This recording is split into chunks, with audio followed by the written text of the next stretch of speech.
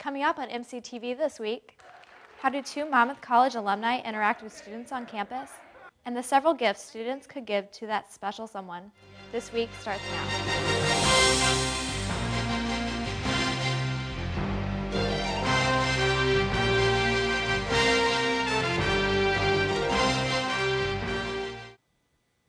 Hello and welcome to MCTV. For Tori Philbin, I'm Juliana Graff.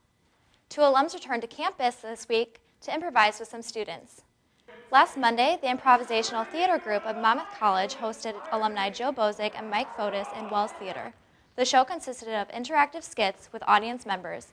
The alumni improv show was titled Operation Chocolate Chip Cookie Dough, and the dialogue, storyline, and characters were collaboratively created on the spot.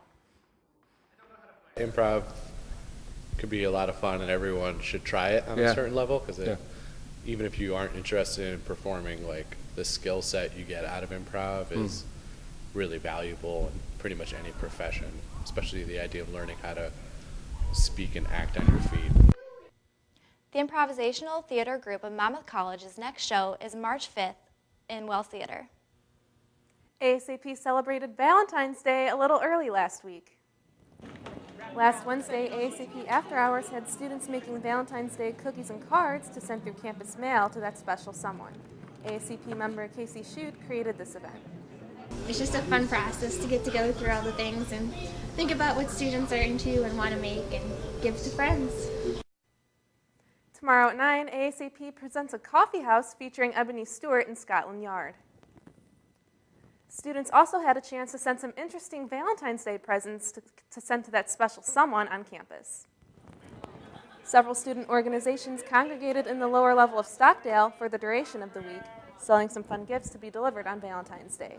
Umoja sold crushed cans of crushed soda for that campus cutie, while French Club sold carnations. You could buy one for $1 or a bouquet of 15 for $12. Spectrum took yet another route for Valentine's Day gifts and sold condom grams complete with instructions and a personalized note. According to the Retail Advertising and Marketing Association, each year we spend over $13 billion on Valentine's Day. Taking a look at some events on campus this week. Tomorrow night's Black History Month event is a film showing of African American Many Rivers to Cross that will start at 7 in CSB 100. Also tomorrow night at 7, the Association for Computing Machinery is hosting a game night in CSB 307. Take a break from studying and have some fun playing games with your friends. And start your weekend off right with Alpha Tau Omega's Trivia Night benefiting United Way. Registration costs $25 per teams of up to 6 members by the end of tonight and $30 after that day or at the door. You can register outside the Stockdale office or from an ATO member. Bring a happy and thoughtful mind to the event. Coming up next in sports. Women's basketball on the bubble for the conference playoffs with just a couple of games left in the season. Highlights next.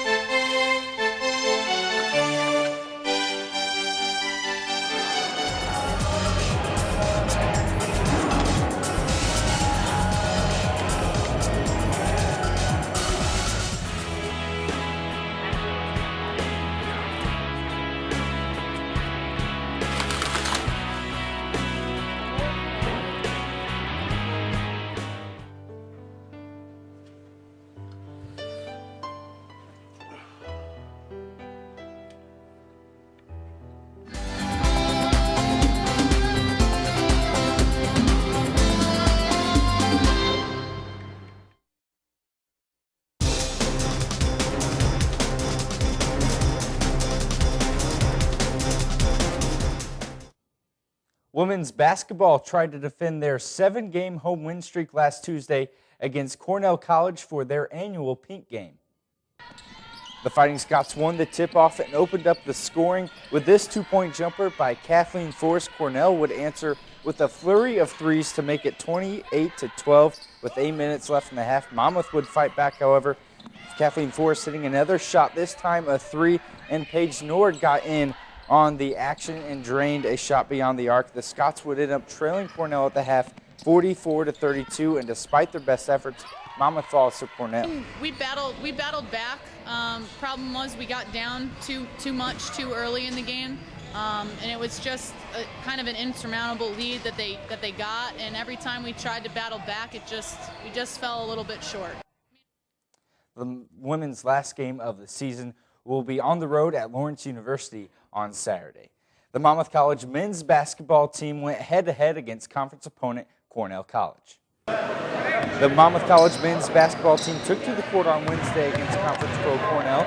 The Scots struck first when junior Nick Marima made his first 2 free throws of the game, and later on the half, John Calhoun dropped it in on Andrew Matheson for the layup here. And at the half, the Scots led 33-29. In the start of the second half, the Rams came out fired up and closed the gap early. Both teams traded possessions throughout the second half. John Calhoun made it a 1-point game when he made 1 of 2 free throws with just 22 seconds left in the game. After back-to-back turnovers by the Scots, Cornell College put this one away. Final score of 62-60. But the Scots, they clinched a Midwest Conference berth for the first time since 1999. Monmouth College is 13-7 overall and 10-5 in the Midwest Conference. That puts them in a 3-way tie for second place between Ripon and Grinnell College. The Scots' last game of the season will be at Lawrence University on Saturday. There's your look at sports. Here are your scores for this week.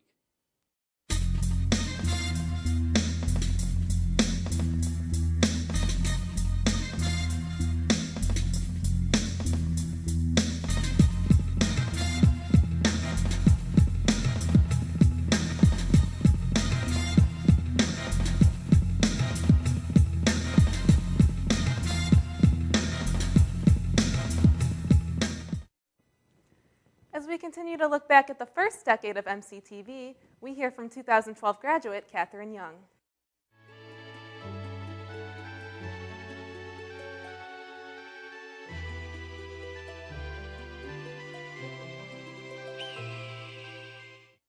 Happy anniversary! Happy anniversary!